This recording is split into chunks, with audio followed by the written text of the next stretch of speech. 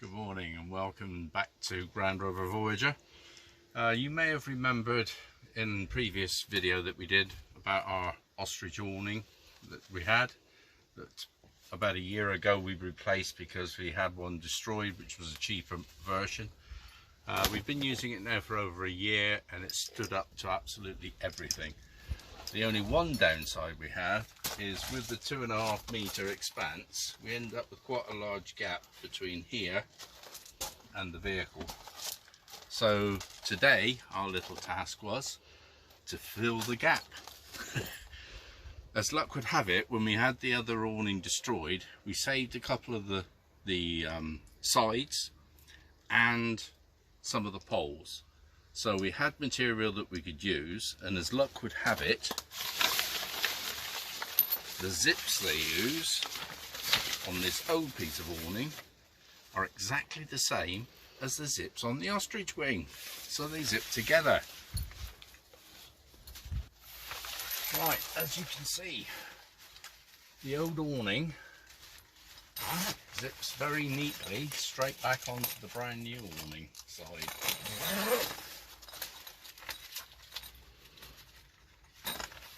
It was the one good thing.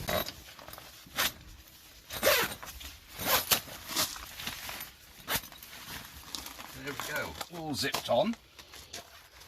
The other thing we had with the original awning was on the outer edge, had a nice thick piece of Velcro which attached to the original roof of the awning. So what I've done is use the good old sticky back Velcro strip and put a Velcro up here so we can attach it back to the frame, like so.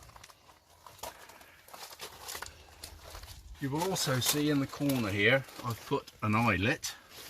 This is so we can put a support pole up through into the bottom of the frame just to attach the sides to.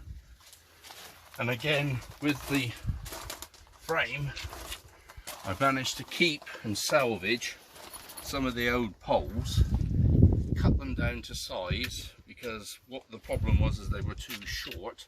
So I've made a double extending pole which then fits in there perfectly. So we'll just put that in and I'll show you how that all goes together after. So the original Velcros from the new ostrich wing just fit round the pole, hold it in position. The original clips from the old unit we had just clip around the pole to hold everything in place.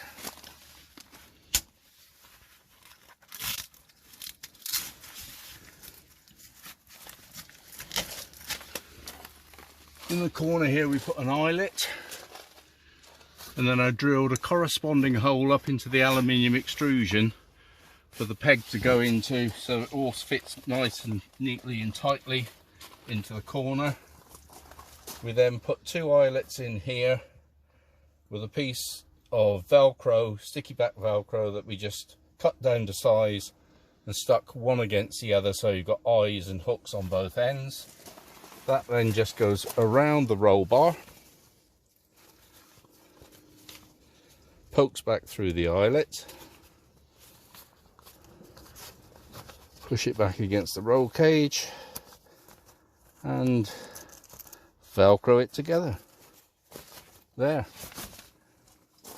At the bottom we've put another eyelet in with a small bungee that could be just pegged down to the ground to hold in place.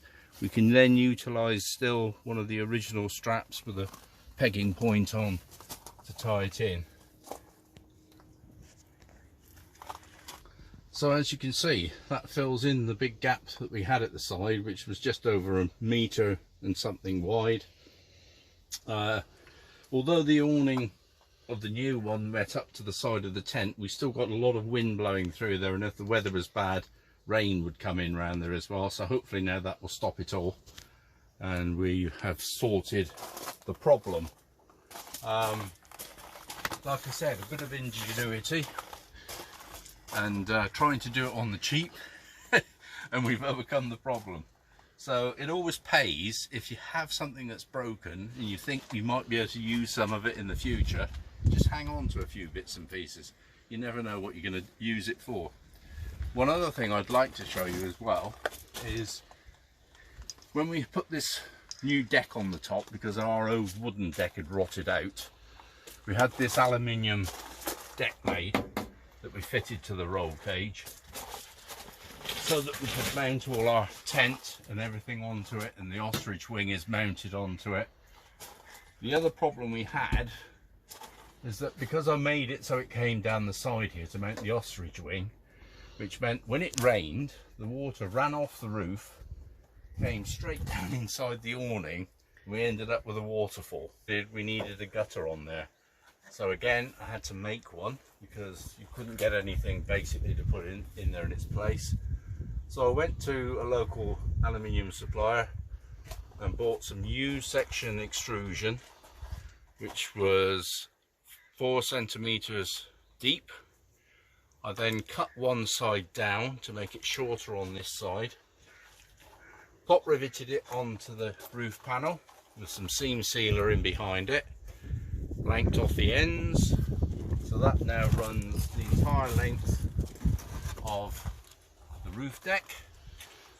At this end I've put a hose pipe connector in the end, which just pushes on. Bought some fish pond pipe just to run it down, and there's our gutter and down pipe, which has cured all the problem. All the water that runs off the roof now goes straight into the gutter, out of the down pipe. We don't get any showers running down over our side lockers. We don't get the inside of our awning area wet. Total cost of that job, I suppose, was with the materials about £25. So money very well spent, and a very easy mod to do. So I hope you've enjoyed our little video here of tips on what you can do to overcome small problems you may have with your equipment. You can never buy equipment which is perfect for everybody. Everything needs modifying and adapting some way or another, and if we all share our experiences and modifications, it gives other people ideas on how they can overcome problems. Like I said, I hope you've enjoyed what we've shown you. In future, if you want to see us, you can always get us on our social media pages. Drop us a comment in the comments pages there, and if need be, we'll get back to you. Thank you very much for watching. Bye.